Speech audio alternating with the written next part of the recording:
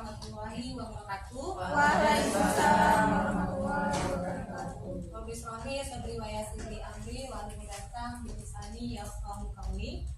Segala puji serta syukur kita kepada Allah Azza wa Jalla karena rahmatnya hari ini kita bisa berkumpul. Salawat serta salam kepada Nabi Muhammad SAW. Seperti yang sering kita katakan, Ibu, di sini saya akan mendiskriminasikan di modul budaya positif ini adalah modul yang paling banyak konsep inti materinya dari modul 1.1 dibandingkan 1.2 dan 1.3. Dan di modul inilah yang membuka pola pikir saya, bahkan saya sampai meneteskan air mata. Ternyata saya banyak salah pada murid-murid kita. Jadi Bapak Ibu, saya lanjutkan ke slide ini. Konsep inti di budaya positif ini ada disiplin positif, ada motivasi perilaku manusia, ada nilai-nilai kebajikan, keyakinan kelas, kebutuhan dasar manusia, lalu posisi kontrol guru dan segitiga restitusi. Insya Allah kalau memungkinkan ini kita jalankan dalam sekali pertemuan ini. Kalau memang tidak memungkinkan waktu, bisa kita lanjutkan pada pertemuan berikutnya. Karena yang penting kita memahami, bukan hanya menerima. Jadi harapannya dipahami seperti itu. Jadi kita sama-sama cobalah buka. Jadi dengan teman berhadapan. Jadi yang salah satu jadi si A ini berarti bayangkan tangan digenggam ini adalah milik yang berharga di tangan genggaman. Ayo tolong bantu saya berhadapan. Salah satu jadi B. B ini yang berusaha membuka apa yang di tangan kita. Cara membuka ini, si B ini boleh berusaha dengan cara membujuk, boleh dengan menghardik, boleh dengan cara mengintimidasi, boleh memarahi, atau boleh kasih uang. Bagaimana caranya si A bisa buka genggaman tangan? Baik, bisa dipahami? Bisa kita mulai sekarang? Silakan. Ayo, salah satu jadi A, jadi salah satu jadi B. Nah, yang mana A menggenggam, yang B berusaha yang berusaha membuka ini boleh dengan cara merayu biar temannya bisa dibuka, atau diintimidasi, boleh dipaksa, boleh boleh. Ini dia. Tugas B mencoba dengan segala cara membuka kepala tangan Anda. Boleh dengan cara membujuk, boleh menghardik, boleh mengintimidasi, boleh marah, boleh menggoda, boleh dikritik, boleh nawari uang. Mas saya ditawari uang, jadi cepat buka. Oke, bagaimana sudah? Baik, kita agak selesai. Oke, baik, kalau sudah. Ada pisah. Mana pisah kami?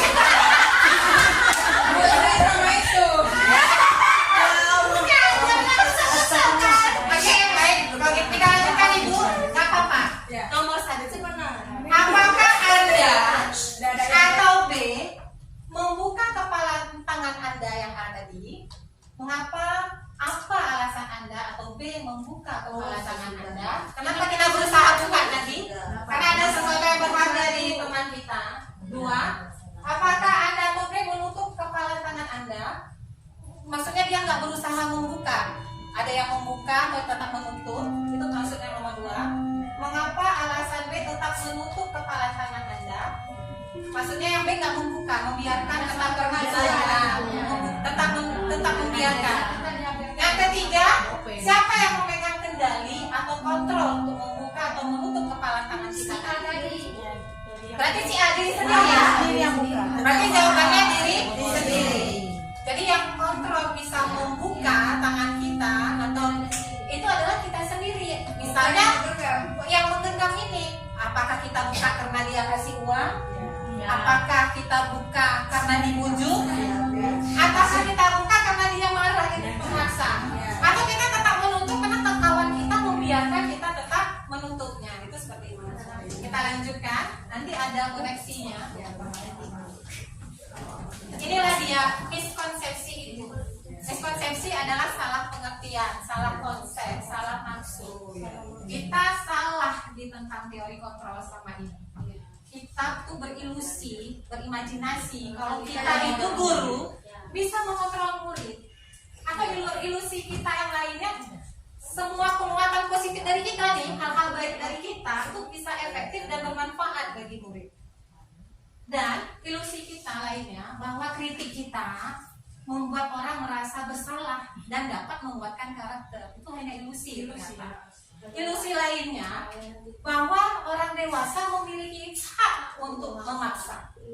Jadi hal-hal ini yang selama ini kita pikirkan bisa memaksa murid, kita bisa penguatan positif kita bermanfaat, atau kita bisa dari kritik kita bisa membuat orang berbuat merasa bersalah dan menguatkan karakternya, itu hanya ilusi.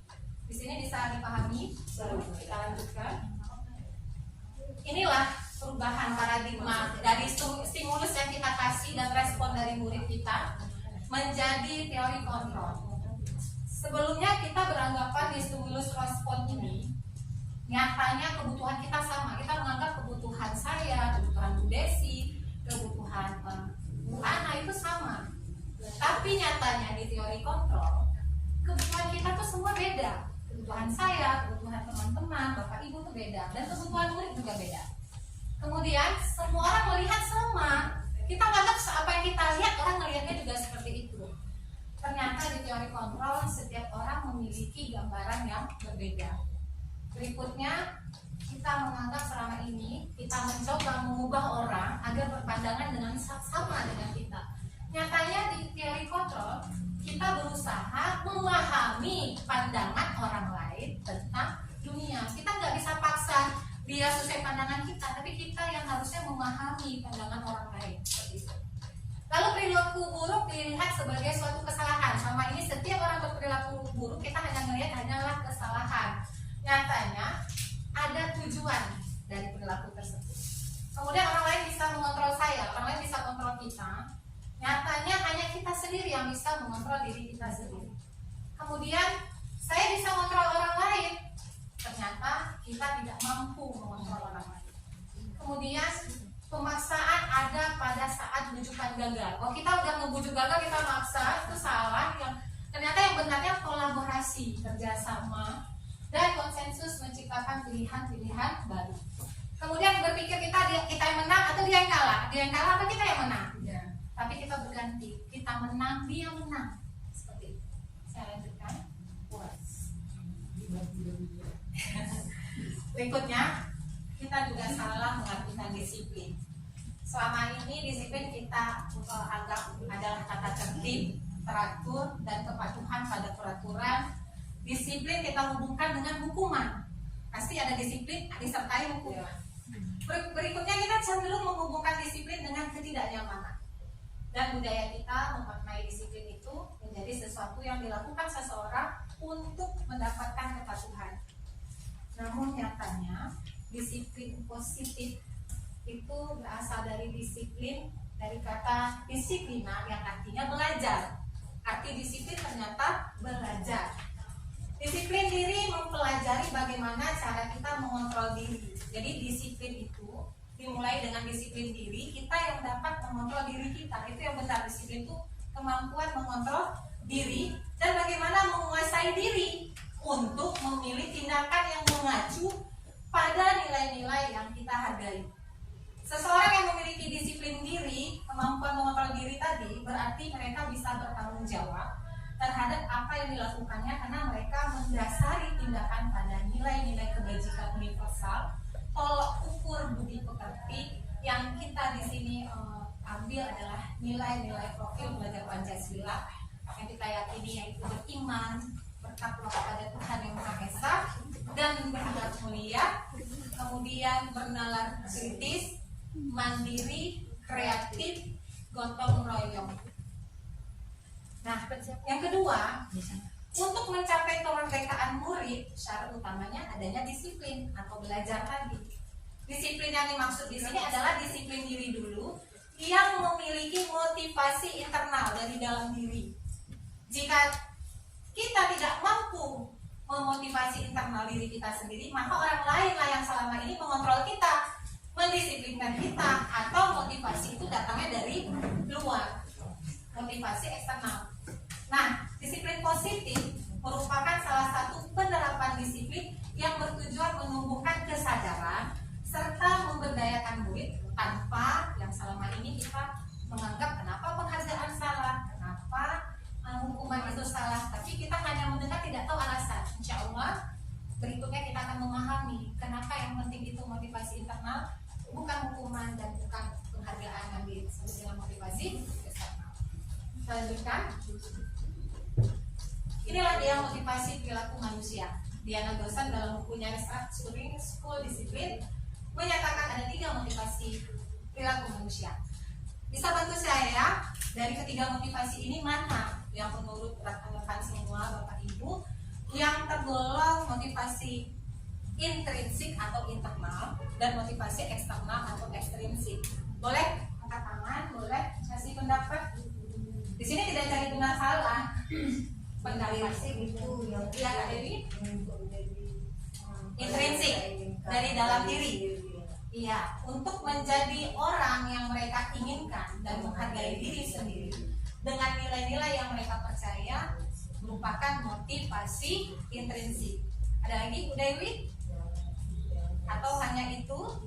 yang dari Iya. tadi Iya, tepat sekali apa yang dikatakan Bu Dewi. Motivasi pertama untuk menghindari ketidaknyamanan atau hukuman.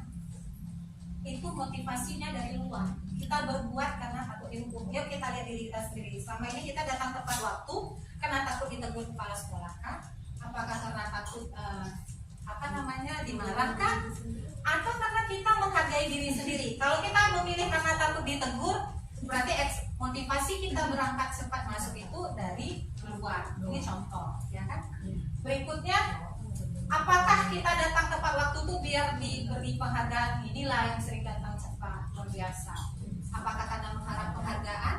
Atau memang kita meyakini datang cepat itu adalah karena kita memberi teladan, menghargai nilai-nilai kita percaya, bahwasanya datang tepat waktu itu adalah nilai yang baik, dan mau meneladani murid dan meneladani orang lain. Itu berarti motivasi kita datangnya dari dalam diri atau intrinsik. Jadi siapapun kepala sekolah, kalau dari intrinsik tidak akan mempengaruhi disiplin tadi. Itu contoh ya. Nah, jadi saya kembali penguatan untuk menghindari ketidaknyamanan atau hukuman, untuk mendapatkan imbalan atau penghargaan dari orang lain itu adalah motivasi eksternal atau dari luar, dan dari dalam diri sendiri ini harapannya untuk saya sendiri dan kita semua kita mempelajarinya dari sekarang, dari diri sendiri, mulai dari diri pelan-pelan kita munculnya motivasi intrinsik. Lanjut. Ini ada kasus, silakan dibaca dan nanti tolong beri tanggapan untuk menjawab. Silakan baca kasusnya. Ia kurang menguasai pelajaran matematika, sehingga pada saat pelajaran tersebut berlangsung, ia lebih banyak berdiam diri atau menggambar di buku pelajarannya. Pada saat guru matematikanya, Pak Seno menanyakan pertanyaan itu, ia menjadi gugup dan tidak menjaga, sengaja menjatuhkan tasnya dari kursi, serta tiba-tiba menjadi gagap pada saat berupaya menjawab. Seluruh kelas pun tertawa melihat perilaku IPA yang bicara tergagap dan terkejut-kejut. Pak Seno pada saat itu membiarkan teman-teman IPA menertawakan IPA yang tergagap dan malu luar biasa, dan malahan minta IPA untuk maju ke depan dan berdiri di depan kelas sambil menunjuk hidungnya karena tidak bisa menjawab pertanyaan Pak Seno. Kelas makin gaduh dan anak-anak pun tertawa melihat IPA di depan kelas memegang ujung hidungnya. Baik, terima kasih Bu Desi telah membacakan kasusnya. Menurut Anda, menurut kita semua, tindakan Pak Seno terhadap IPA adalah sebuah hukuman atau konsekuensi? Hukuman. Kenapa Bu? Izin? Karena ketika disuruh si Ipa tidak mampu seperti yang diharapkan Pak Seno, maka Pak Seno mengambil hukuman. Iya. Dan efeknya terhadap IPA yang dilakukan Pak Seno adalah membuat rasa malu dengan teman-teman yang lain. Baik, nanti kita kasih penguatan lagi. Terima kasih jawabannya. Jadi termasuk hukuman karena membuat IPA tidak nyaman, punya rasa malu. Itu sama kayak teman-temannya udah jadinya menertawakan, atau yang biasa ibu ingatkan kepada kita semua adalah membuli ya. Kita lanjutkan. Ini ada hukuman. Saya boleh izin duduk ya Bu, biar kelihatan juga ini Bu. Hukuman atau konsekuensi. Ini masih belum ada jawaban. Kita akan mencoba dari pertanyaan nomor 1. Saya ingin keaktifan teman-teman. Ada yang bersedia menjawab. Apakah mencatat 100 kali di dalam buku kalimat saya tidak akan terlambat lagi karena terlambat ke sekolah? Apakah itu hukuman atau konsekuensi? Siapa yang ingin menjawab? Hukuman. Baik, yang pertama hukuman. Yang kedua, lari mengelilingi lapangan basket 2 kali karena terlambat hadir di sekolah. Hukuman. Yang ketiga, membersihkan coretan yang dibuatnya di meja tulis. Konsekuensi. Menggantikan kertas tugas teman yang telah dicoret-coret. Murid diminta untuk push up 15 kali karena tidak menggunakan masker. Berjemur di lapangan basket pukul 12 siang karena mengobrol dengan teman. Murid diminta bertelanjang kaki sepanjang hari karena tidak menggunakan sepatu warna hitam sesuai peraturan sekolah. Hukuman. Lari mengelilingi lapangan basket 2 kali karena terlambat 10 menit untuk pelajaran PJOK. Hukuman. Kita lihat jawabannya. Mencatat 100 kali di dalam buku kalimat saya tidak akan terlambat lagi karena terlambat sekolah dianggap konsekuensi, karena hukumannya bukan hukuman, maaf, karena tindakannya diberikan adalah tulisan saya tidak akan terlambat lagi. Lari itu hukuman, membersihkan coretan konsekuensi, kehilangan 10 menit konsekuensi. Murid diminta hukuman, berjemur hukuman, murid diminta bertanya kaki hukuman. Lari mengelilingi lapangan basket 2 kali karena terlambat 10 menit untuk pelajaran PJOK itu dianggap konsekuensi karena materinya PJOK sebelumnya kawan-kawannya udah apa namanya pemanasan itu apa namanya? Warming up ya, udah melakukan searching, sudah pemanasan. Dia terlambat untuk melakukan pemanasan, maka diberikanlah lari lapangan basket untuk pemanasan. Jadi dianggap konsekuensi. Tapi kita belum tahu nih hukuman konsekuensi itu kemana. Kita lihat berikutnya. Di sini masih bisa ini ya, masih semangat kan? Masih. Alhamdulillah. Baik. Jadi di sini tuh ada identitas gagal dan identitas sukses. Di identitas gagal ini itulah bentuk hukuman. Sementara di identitas sukses itu disiplin atau belajar mengontrol diri. Namun kita lihat perbedaannya masing-masing. Kalau hukuman itu adalah sesuatu yang menyakitkan harus terjadi. Biasanya kita melakukannya untuk orang lain ya, yang merasa kita anggap dia salah, kita hukum biar dia merasa sakit dan tidak mengulangi karena merasa sakit gitu. Sakit di sini bisa sakit fisik, bisa sakit verbal karena verbalnya. Kalau konsekuensi itu memang sesuatu harus terjadi dan restitusi merupakan pilihan. Kemudian hukuman itu tidak akan membuat ketidaknyamanan untuk murid, anak dalam waktu jangka panjang. Jadi ketidaknyamanan murid dalam waktu jangka panjang. Sementara konsekuensi tidak nyamannya untuk jangka pendek. Misalnya kayak tumpahin air di meja, dia harus ngelap, itu kan konsekuensi dia itu tidak nyamannya di jangka pendek. Tapi kalau kita bentak gitu ya kan, kita marah, itu bisa panjang seperti itu ya. Lalu pilihan yang benarnya adalah sebenarnya restitusi, menguatkan untuk murid anak dalam jangka waktu panjang. Berikutnya korban mendapatkan keadilan, korban dari si pelaku ya. Namun kalau di konsekuensi korban bisa diabaikan, pada restitusi korban mendapat ganti. Hukuman, murid atau anak akan tersakiti, sedangkan konsekuensi murid anak dibuat tidak nyaman saja. Dan restitusi, murid anak mendapatkan penguatan. Kemudian hukuman itu membuat perilaku pasif, agresif meningkat. Konsekuensi, penguatan hanya bertahan dalam jangka waktu pendek. Pada restitusi, masalah terpecahkan. Kemudian pada hukuman, sistem tidak akan berjalan bila murid tidak takut. Kalau kita kasih hukuman tapi tipe anak yang nggak takut, nggak jalan seperti itu. Nah, pada konsekuensi memerlukan pemantauan dan supervisi untuk dilakukan terus-menerus. Pada restitusi, murid belajar bertanggung jawab akan perilakunya. Pada hukuman berlaku hanya pada sebuah institusi, tidak berlanjut pada kehidupan nyatanya. Nah, pada konsekuensi membantu penerapan mengikuti peraturan dalam masyarakat. Pada restitusi fokus pada pemecahan masalah dalam jangka waktu panjang. Jangan di sini deh. Berikutnya identitas gagal atau hukuman, bentuknya peraturannya adalah kamu harus gitu ya, pada kalimat itu. Tapi pada konsekuensi apa peraturannya? Mampukah kamu melakukannya? Terima kasih. Kemudian restitusi, apa yang kamu yakini? Apa yang bisa kamu lakukan untuk memperbaiki masalah ini? Sebelum saya lanjut, saya akan bahas di sini kan ada restitusi. Kita mungkin hukuman atau konsekuensi sudah bisa memahami. Restitusi ini apa? Restitusi adalah proses menciptakan kondisi bagi murid untuk memperbaiki kesalahan mereka sehingga mereka bisa kembali kepada kelompok mereka dengan karakter yang lebih kuat. Kalau kita ingat kasus IPA tadi, dia dihukum ya kan, jawaban kita. Apakah ketika dia kembali kepada temannya dia bisa kembali dengan nyaman? Dia tidak bisa balik kepada kelompoknya. Karena dia merasa disakiti, teman-teman gabuli, malu, itu dia. Hukuman menyebabkan tidak bisa kembali kita pada kelompok kita.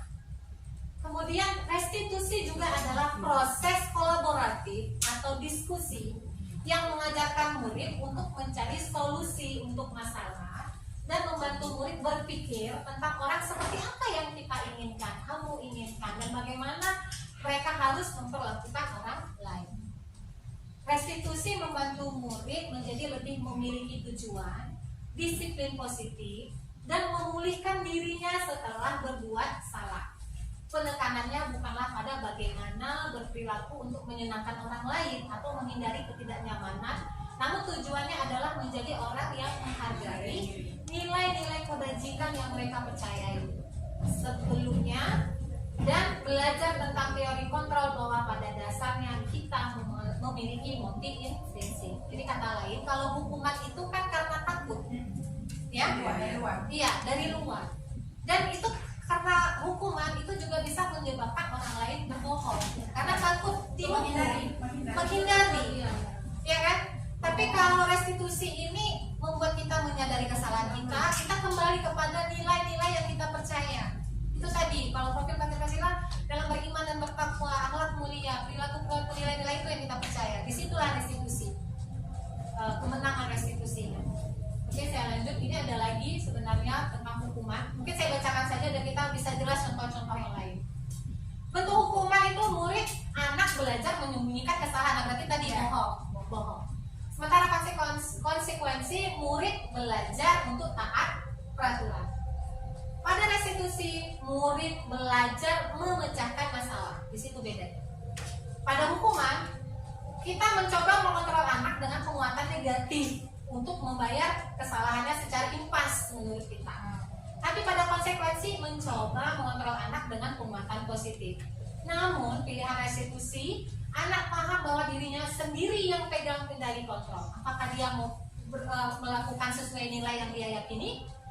Kemudian hukuman, dampak pada murid, anak murid kita bisa marah, orang lain yang dihukum bisa marah, merasa bersalah, rendah diri, dan mengasingkan diri. Tapi ketika kita melakukan konsekuensi, hanya kehilangan haknya sementara waktu jeda seorang diri atau penahanan. Sementara restitusi, murid anak tidak kehilangan waktu, namun tetap bersemangat untuk memperbaiki diri. Pada hukuman, tiba-tiba dia terjadinya, kita mendadak, gitu ya, itu hukuman. Dan tidak diharapkan atau sangat melukai orang lain. Namun pada konsekuensi sudah diketahui dan masuk akal itu hukumannya, bukan hukuman ya, tindakan yang diberikan. Dan pada restitusi itu berupa undangan untuk mengadakan kegiatan kolaborasi atau diskusi. Antuk ya. Berikutnya dibuat, kalau hukuman itu biasanya yang buat guru atau orang lain, sementara konsekuensi dibuat guru dan murid. Dan restitusi itu dibuat oleh murid sendiri atau anak. Kemudian hukuman itu biasanya menyakitkan, guru menjalani dengan konsekuensi dengan menyalahkan, mengkritik, menyindir, dan merendahkan.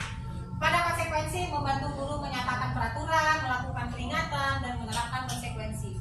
Dan restitusi menguatkan guru, menyebutkan keyakinan kelas, membimbing kerangka acuan berpikir restitusi murid atau anak. Sedikit lagi, Ada hukuman murid anak membenci peraturan jadinya. Tapi pada konsekuensi murid atau anak menghormati peraturan. Pada restitusi murid anak menghormati dirinya dan orang lain. Jadi kalau hukuman itu negatif, awas kalau dilakukan lagi ya, nanti awas kamu contohnya. Pada konsekuensi lakukan apa yang saya katakan, netral. Pada restitusi positif, apakah hal ini yang sesungguhnya ingin kamu lakukan? Baik, saya lanjutkan. Ini dia. Tadi ada 3 motivasi. Dasarnya tidak suka dikendalikan. Dalam jangka waktu lama, penghargaan akan terlihat sebagai hukuman. Jika suatu penghargaan diharapkan, namun Anda tidak mendapatkannya, Anda akan merasa dihukum. Itu dia. Orang lain dapat, kita nggak dapat. Kita yang nggak dapat ini merasa dihukum, tersakiti. Kemudian penghargaan merusak hubungan. Ketika seorang diberi penghargaan atau dipuji di depan orang banyak, maka yang lain akan merasa iri. Dan sebagian dari mereka akan tidak menyukai orang yang diberikan penghargaan tersebut. Jika seorang guru sering memberikan penghargaan kepada murid-muridnya, besar kemungkinan murid-muridnya termotivasi hanya untuk menyenangkan gurunya. Mereka tidak akan bersikap jujur kepada guru tersebut. Penghargaan menciptakan persaingan di dalam kelas, dan persaingan menciptakan kecemasan. Mereka yang percaya bahwa mereka tidak memiliki kesempatan untuk mendapatkan penghargaan akan berhenti mencoba. Jika kita melakukan posisi manajer ini, kita tahu mengarahkannya kemana. Bapak Ibu, tidak ada yang mudah dalam melakukan perubahan, tidak mudah secepat yang kita harapkan. Di sini kan kita ada target di sekolah kita, budaya positif ini pelan-pelan, minimal 1 semester. Kita dari diri kita sendiri dulu ya belajar untuk dalam posisi manajer ini. Karena harapan kita mau membawa anak ini perubahannya nanti setelah dewasa mungkin kita akan petik hasilnya. Mereka akan memiliki motivasi intrinsik, percaya akan nilai-nilai yang baik berdasarkan keyakinan agamanya, berdasarkan keyakinan kebajikan universalnya.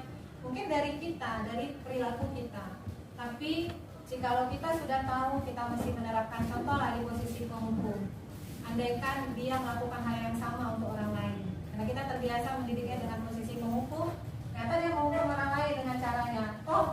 Tidak hanya untuk menjadi murid, pada muridnya misalnya, mungkin pada keluarganya, atau kepada muridnya kalau dia jadi guru, atau dari orang lain, untuk orang lain di sekitarnya. Kita imbasnya ya, berarti kita bukan pahala jariah yang kita dapat, tapi dosa yang berkelanjutan, karena kita sudah tahu.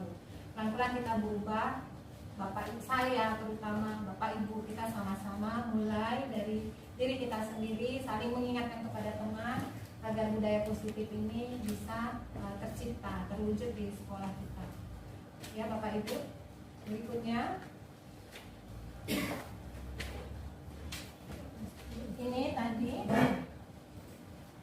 kalau saya tadi ini saya akan print contoh kata-kata yang biasa kita lakukan pada penghukum ini, biasa dengan suara keras, memberi hukuman, menghardik, kemudian membuat orang merasa bersalah, murid merasa bersalah. Kita kan tanpa sadar itu pernah kita lakukan. Itu saya seringnya merasa bersalah.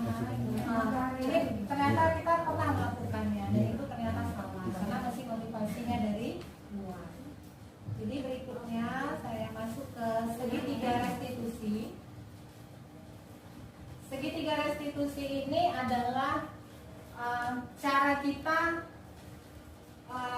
untuk menyelesaikan masalah pada murid yang melanggar keyakinan atau peraturan dengan posisi manajer. Yang pertama harus kita lakukan, yang pertama adalah menstabilkan identitasnya. Ini contohnya, misalkan murid kita terlambat tadi atau menyontek, kedapatan dengan baik.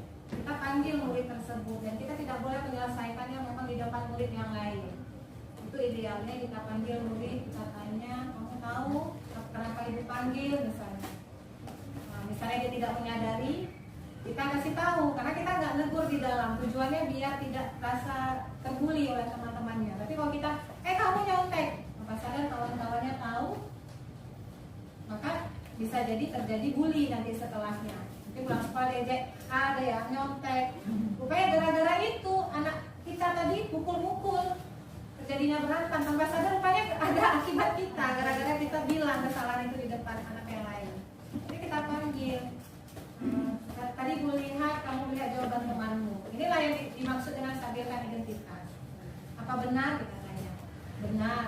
Dia merasa dia salah. Maka kita apa ucapan kita misalnya? Ya wajar, manusia bersalah. Namun saya yakin kamu bisa memperbaikinya dengan sikap yang lebih baik. Kita terima dulu kesalahannya, karena memang kita aja pernah salah. Jadi kita terima kesalahan orang lain. Kita belajar menerima kesalahan orang lain, karena kita pun pernah salah, orang lain pun pernah salah.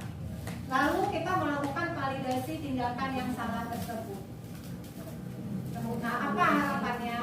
Nah, harapannya kamu punya sikap lebih jujur.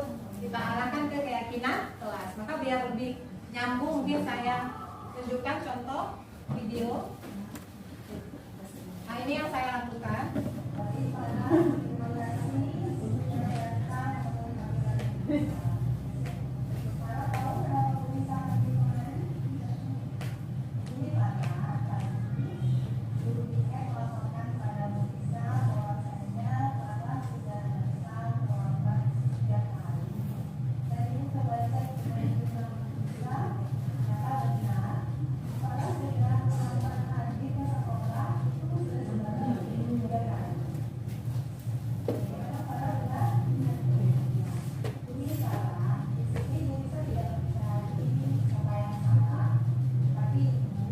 Di sini itu contoh menstabilkan identitas tadi. Kita kan misalnya anak-anak berantem tuh kita suka anak-anak saling menyalahkan, gitu yang sering terjadi. Bu karena dia duluan karena dia duluan, maka kita akan katakan ibu tidak cari siapa yang salah. Tujuannya adalah kita mau menyelesaikan masalah. Agar anak-anak terbiasa tidak melemparkan kesalahan kepada orang lain. Itu kan sering kita, bahkan kita sendiri yang kita sering bilang buang badan ya kan.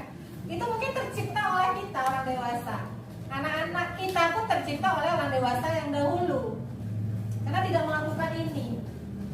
Nah, agar kesalahan ini tidak terulang buat generasi penerus, untuk anak kita sendiri, jangan terbiasa menyalahkan orang lain. Mungkin di sini kita belajar untuk menstabilkan identitas kesalahan anak-anak jika melakukan pelanggaran.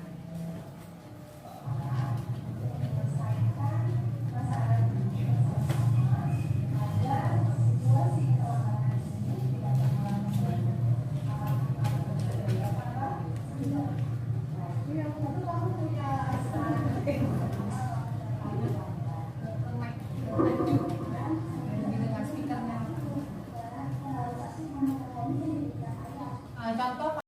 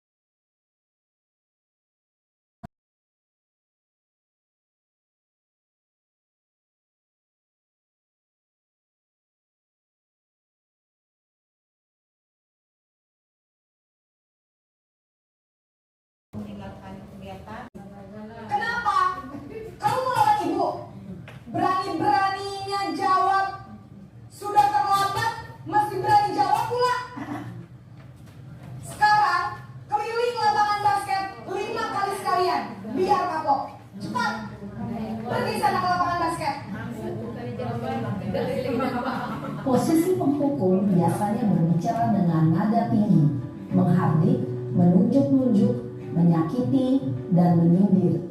Hukuman bisa berupa fisik maupun psikis. Ibu dan bapak guru hebat. Dampak yang terjadi pada murid ketika guru berada pada posisi penghukum adalah murid cenderung akan memberontak, bahkan menerima denda.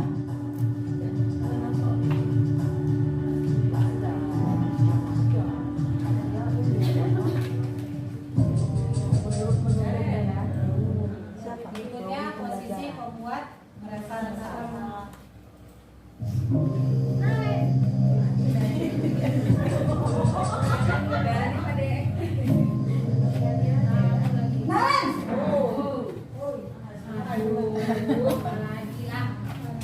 Selamat pagi Bu. Naren, kamu kenapa terlambat lagi, nak? Ya Tuhan, Naren. Kamu senang ya bikin ibu susah ya? Kalau kamu terlambat lagi, nanti ibu yang ditegur bapak kepala sekolah, nak. Disangka ibu tidak bisa membina kamu. Duh, gimana ini? Maaf Bu. Duh, Gusti Naren. Kamu suka ya kalau ibu ditegur bapak kepala sekolah? Terus, sekarang ibu harus tulis apa ini di buku absen? Ini kamu sudah sering terlambat loh. Ibu harus apa coba? Maaf Bu. Maaf sekali. Ya sudah, lain kali jangan bikin ibu susah lagi ya nak ya. Ibu tidak akan kuat lagi kalau kamu begini terus. Bisa jantungan kalau ibu ditegur bapak kepala sekolah. Sana cepat ke kelas.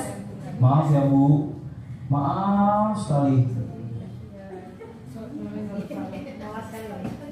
Posisi pembuat rasa bersalah berbicara dengan nada tenang, cenderung lembut. Namun kata-kata yang diutarakan membuat murid merasa menjadi orang yang gagal, memandang buruk dirinya sendiri, merasa tidak berharga, dan tidak sanggup membahagiakan orang lain. Ketika guru mengambil posisi pembuat rasa bersalah, murid akan menganggap dirinya yang bersalah dan ia akan menyimpan emosi negatif tersebut di dalam dirinya.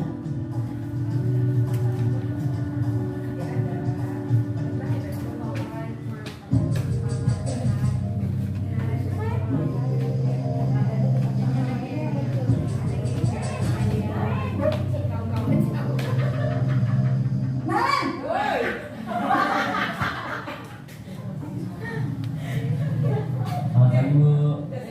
Wah, sudah jam berapa ini nak? Selamat aja sayang. Iya Bu. Habis teman saya belum membangunkan saya Bu. Kamu ternyata ibu kamu. Kamu bukannya anak yang larinya paling kencang. Kok terlambat sih? Iya Bu. Saya memang terlambat bangun tadi. Jadi biarpun saya lari kencang, tetap gak kekejar Bu. Ya sudah sana. Nanti lain kali larinya lebih kencang lagi ya. Biar gak terlambat lagi. Bikin senang ibu. Demi ibu. Bisa kan? Bisa lah Bu. Ya sudah sana masuk kelas. Ibu beresin urusan absen kamu. Kamu ini ada-ada saja. Di sini menurut kita posisi teman yang terbaik ya kan ya. Tapi kita lihat ya apakah itu baik. Dalam posisi teman, guru berbicara dengan nada suara ramah, akrab, cenderung bersenda gurau untuk menjaga suasana tetap santai. Murid akan merasa senang, aman, dan akrab dengan guru. Identitas yang tercipta adalah identitas sukses atau berhasil. Namun, perlu diingat, karena ini masih dorongan eksternal, maka ada faktor ketergantungan dari murid kepada orang tertentu. Di sini guru absennya, sehingga di lain waktu murid bisa berperilaku baik, namun hanya kepada orang-orang tertentu saja. Jadi pada posisi teman ini masih motivasinya dari luar eksternal, bukan dari dalam dirinya sendiri. Dan bisa jadi dia hanya bergantung pada guru yang posisi teman tadi. Pada guru yang lain dia masih membangkang, dia masih bisa tidak sesuai perilakunya dengan nilai-nilai yang kita harapkan. Karena dia hanya punya nilai seperti itu kepada guru yang dia senangi saja. Jadi ini masih tidak baik, tidak ideal. Pada posisi ini belum ideal bagi guru. Ini memantau.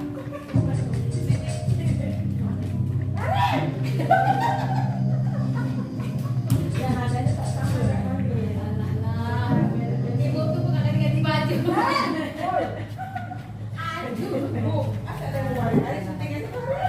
Selamat pagi Bu. Naren, apa peraturan sekolah kita tentang jam berapa kita harus masuk sekolah, nak? Kita harus di sekolah jam 7 Bu. Iya betul, sekarang sudah jam 7.20. Naren sudah tahu konsekuensinya jika terlambat hadir. Paham Bu, saya harus tinggal kelas pas jam istirahat selama 20 menit. Iya benar, konsekuensinya demikian. Jadi nanti jam 9.30 pas istirahat, kamu harus tinggal di kelas, kerjakan tugas tambahan untuk ketertinggalan kamu, ya. Baik Bu. Posisi pemantau mengandalkan penghitungan atau data untuk mengontrol murid. Guru mengarahkan murid berdasarkan peraturan dan konsekuensi. Seorang pemantau menunjukkan bahasa tubuh dan ekspresi wajah yang datar dan cenderung formal.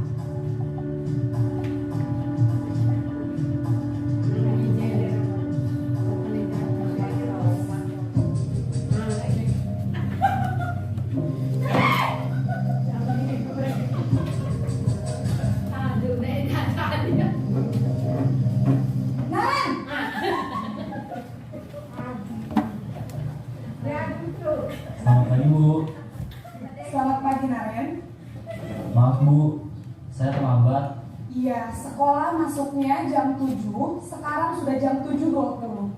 Jadi sekarang bagaimana nih Naren? Maaf Bu, saya lupa setel alarm saya semalam.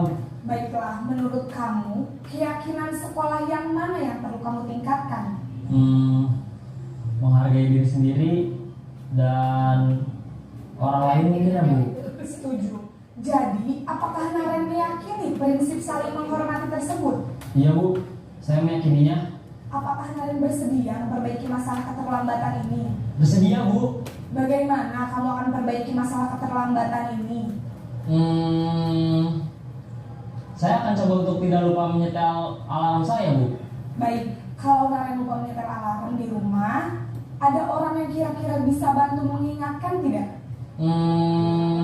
Ada Bu, kakak saya, Kak Emma. Ada lagi selain Kak Emma?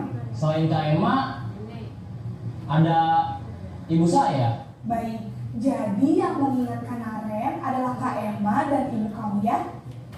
Kira-kira akan mulai setel alarm kapan nih Naren? Setelah pulang sekolah, akan segera saya lakukan.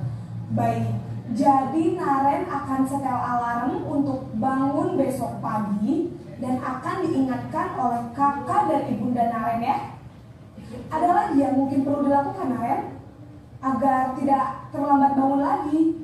Tidak ada Bu. Baik Naren, terima kasih untuk kerjasama kamu. Sekarang kamu perlu kembali ke kelas untuk belajar.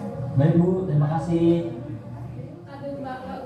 Posisi manajer adalah posisi kontrol yang disarankan untuk membimbing murid yang memiliki sikap disiplin yang positif, yaitu murid yang mandiri, bertanggung jawab, dan dapat memecahkan masalah. Tujuan dari posisi ini adalah agar murid dapat berefleksi atas tindakannya. Guru akan dengan tulus memberikan pertanyaan-pertanyaan bermakna, sehingga membuat murid dapat belajar dari kesalahannya dan mencari sebuah solusi untuk menyelesaikannya. Baik Bapak Ibu, ya pilihan kita itu seharusnya di posisi manajer. Posisi manajer ini akan mengarahkan murid menuju memiliki motivasi intrinsik dari dalam. Inilah hubungannya mengapa kita perlu membuat keyakinan kelas yang kita sepakati bersama murid-murid kita. Kenapa? Ketika kita melakukan posisi manajer ini, kita tahu mengarahkannya kemana. Bapak Ibu, tidak ada yang mudah dalam melakukan perubahan, tidak mungkin secepat yang kita harapkan. Di sini kan kita ada target di sekolah kita, budaya positif ini pelan-pelan, minimal 1 semester. Kita dari diri kita sendiri dulu ya belajar untuk ya dalam posisi manajer ini. Karena harapan kita mau membawa anak ini perubahannya nanti setelah dewasa mungkin kita akan petik hasilnya. Mereka akan memiliki motivasi intrinsik, percaya akan nilai-nilai yang baik berdasarkan keyakinan agamanya, berdasarkan keyakinan kebajikan universalnya. Mungkin dari kita, dari perilaku kita. Tapi jikalau kita sudah tahu kita mesti menerapkan contoh lah di posisi penghukum. Andaikan dia melakukan hal yang sama untuk orang lain. Karena kita terbiasa mendidiknya dengan posisi menghukum, ternyata dia menghukum orang lain dengan caranya. Oh, tidak hanya untuk menjadi murid, pada muridnya misalnya, mungkin pada keluarganya, atau kepada muridnya kalau dia kelak jadi guru, atau dari orang lain untuk orang lain di sekitarnya. Kita imbasnya ya, berarti kita bukan pahala jariah yang kita dapat, tapi dosa yang berkelanjutan karena kita sudah tahu. Pelan-pelan kita berubah.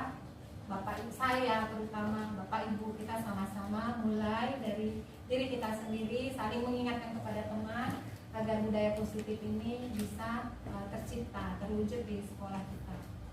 Ya bapak ibu, berikutnya ini tadi kalau saya tadi ini saya akan print contoh kata-kata yang biasa kita lakukan pada penghukum ini, biasa dengan suara keras, memberi hukuman, menghardik, kemudian membuat orang merasa bersalah, murid merasa bersalah. Kita kan tanpa sadar itu pernah kita lakukan. Itu saya seringnya merasa bersalah. Ini ternyata kita pernah melakukannya dan itu ternyata salah karena masih motivasinya dari luar. Jadi berikutnya saya masuk ke segitiga restitusi. Segitiga restitusi ini adalah cara kita untuk menyelesaikan masalah pada murid yang melanggar keyakinan atau peraturan dengan posisi manajer. Yang pertama harus kita lakukan, yang pertama adalah menstabilkan identitasnya. Ini contohnya misalkan murid kita terlambat tadi atau menyontek kedapatan dengan baik. Kita panggil murid tersebut dan kita tidak boleh menyelesaikannya memang di depan murid yang lain. Itu idealnya kita panggil murid, kita tanya, kamu tahu kenapa ibu panggil misalnya. Misalnya dia tidak menyadari, kita kasih tahu karena kita nggak negur di dalam. Tujuannya biar tidak rasa terbuli oleh teman-temannya. Tapi kalau kita, kamu nyontek, apa sadar kawan-kawannya tahu, maka bisa jadi terjadi bully nanti setelahnya. Mungkin pulang sekolah diajak, ada yang nyontek.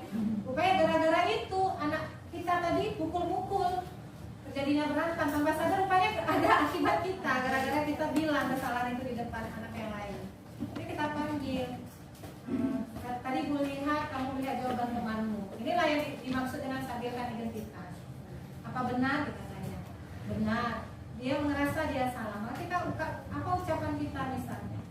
Ya wajar, manusia bersalah, namun saya yakin kamu bisa memperbaikinya dengan sikap yang lebih baik. Kita terima dulu kesalahannya, karena memang kita aja pernah salah. Jadi kita terima kesalahan orang lain, kita belajar menerima kesalahan orang lain, karena kita pun pernah salah, orang lain pun pernah salah. Lalu kita melakukan validasi tindakan yang salah tersebut. Nah, apa harapannya?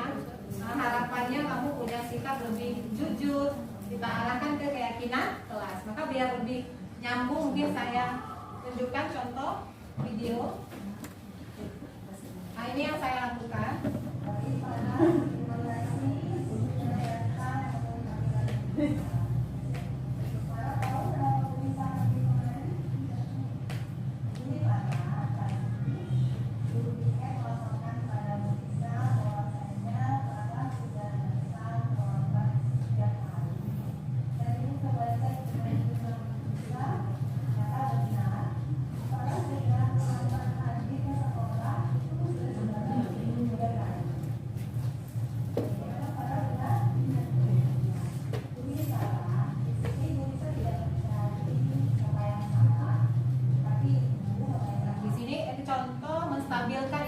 Identitas tadi. Kita kan misalnya anak-anak berantem tuh kita suka anak-anak saling menyalahkan, gitu yang sering terjadi. Bu karena dia duluan ini, karena dia duluan, maka kita akan katakan ibu tidak cari siapa yang salah. Tujuannya adalah kita mau menyelesaikan masalah. Agar anak-anak terbiasa tidak melemparkan kesalahan kepada orang lain. Itu kan sering kita, bahkan kita sendiri yang kita sering bilang buang badan ya kan.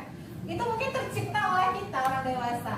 Anak-anak kita pun tercipta oleh orang dewasa yang dahulu. Karena tidak melakukan ini.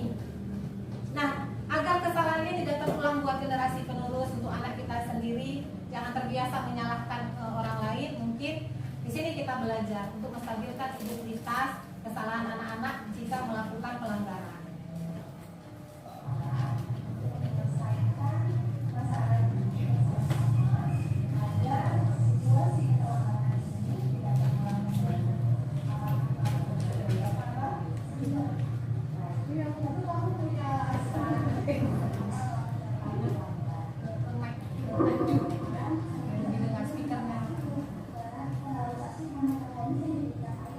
Contoh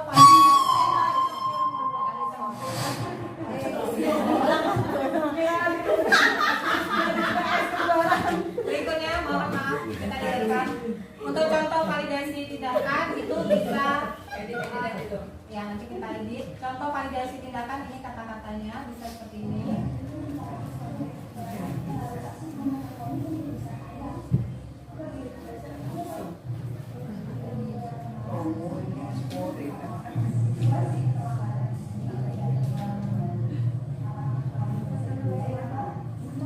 Mulai menanyakan atau menyampaikan situasi akan kesalahannya, apa pelanggarannya, bisa kita selesaikan bersama-sama.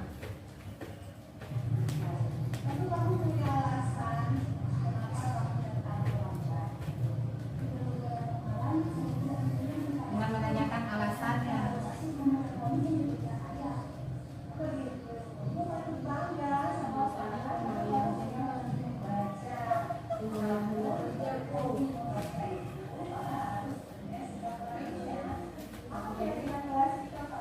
Menanyakan keyakinan kelas.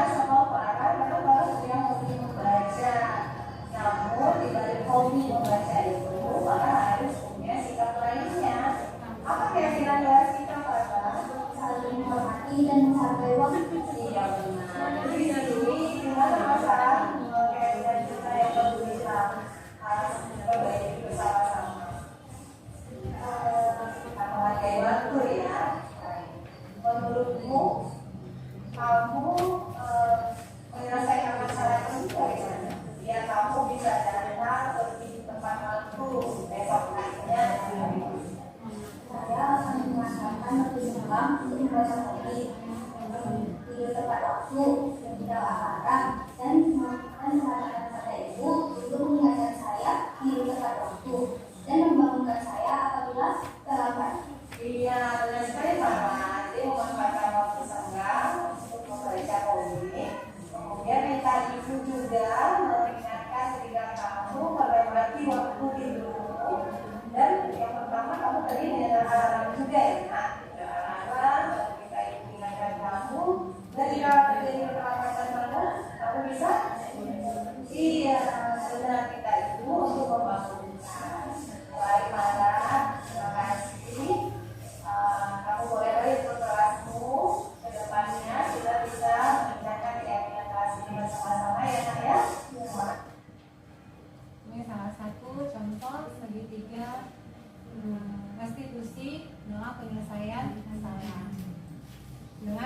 posisi manajer.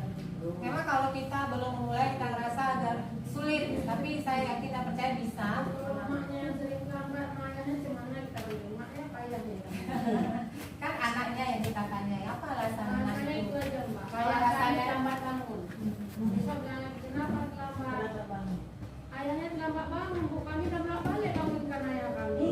Berarti kita bisa ikut kerjasama dengan orang tua di situ. Kita panggil ayahnya, bapak ibu ini alasan anak bapak terlambat. Nah, kita harus panggil orang tuanya juga, karena kita punya keyakinan atau peraturan di sekolah. Oke, jadi bapak ibu demikianlah hal-hal materi yang kami dapat di budaya positif dari mengenai arti disiplin positif. Kemudian keyakinan kelas, maka kita perlunya masing-masing guru kelas membuat keyakinan kelas dengan cara curah pendapat, mengambil pendapat anak-anak, kemudian kita buat draft, lalu kita jadikan satu payung dengan kalimat yang sama. Misalkan datang tepat waktu, tidak mengganggu teman, itu dalam payung, saling menghargai, saling menghormati. Tapi dengan terbiasa kita ingatkan anak-anak, saya yakin bisa, karena targetnya bukan mampu dalam satu hari kita berubah, yang target dalam satu semester. Kalau dalam satu semester ternyata kita belum berhasil, berarti masih ada bisa waktu lagi kita tambah. Tapi ada upaya dari diri kita masing-masing untuk berbudaya positif ini. Kemudian posisi kontrol kita, ini harus kita pahami. Kalau selama ini kita dipenghukum atau selama ini kita membuat merasa bersalah, bahkan teman, itu kita harus merubahnya sedikit demi sedikit. Yang paling harus kita hindari adalah pemukul, karena itu dalam kategori bullying, sudah dikatakan kita membuli murid-murid kita. Itulah yang katanya berpengaruh kepada undang-undang. Mari kita sama-sama belajar bersabar dan saling mengingatkan teman yang lain jika kita luar kontrol, karena kita ini memang manusia biasa yang juga bisa salah gitu, seperti murid kita yang bisa saja salah. Kemudian menyelesaikan masalah dengan segitiga restitusi ini harapannya Bapak Ibu. Ini harus kita lakukan. Yang pertama, menstabilkan identitasnya dulu. Kita menerima kejadian itu, contohnya mengatakan tidak mencari siapa yang salah, atau anak itu melakukan hal ini secara pribadi, bukan ada dengan temannya. Berarti kamu boleh salah, semua orang punya salah, ibu punya salah, tapi dibalik salah ini pastinya kamu punya sikap yang perlu kita ubah. Di sinilah yang dikatakan validasi tindakan yang salah. Contohnya, adakah cara yang lebih efektif untuk mendapatkan apa yang kamu butuhkan? Atau kamu tentu punya alasan mengapa melakukan hal itu. Misalnya tadi dia pukul temannya, kita tanya, kenapa kamu melakukan itu? Karena dia duluan ganggu saya. Oh benar, kamu membela diri, tapi ada sikap yang lebih baik lagi. Mungkin bersabar, tidak memukul. Nanti anak yang dengan kawannya tadi punya masalah, kita panggil juga sama halnya. Berikutnya baru kita tanyakan keyakinan. Kembali ke keyakinan mana kita untuk memperbaiki sikapnya. Baik, terima kasih banyak atas perhatian Bapak Ibu. Terima kasih banyak, semoga materi ini dapat bermanfaat buat kita masing-masing pribadi khususnya dan umumnya untuk sekolah kita masih dari satu Kuala Simpang. Terima kasih, mohon maaf jika ada salah kata, mohon dimaafkan. Assalamualaikum warahmatullahi wabarakatuh. Waalaikumsalam warahmatullahi wabarakatuh.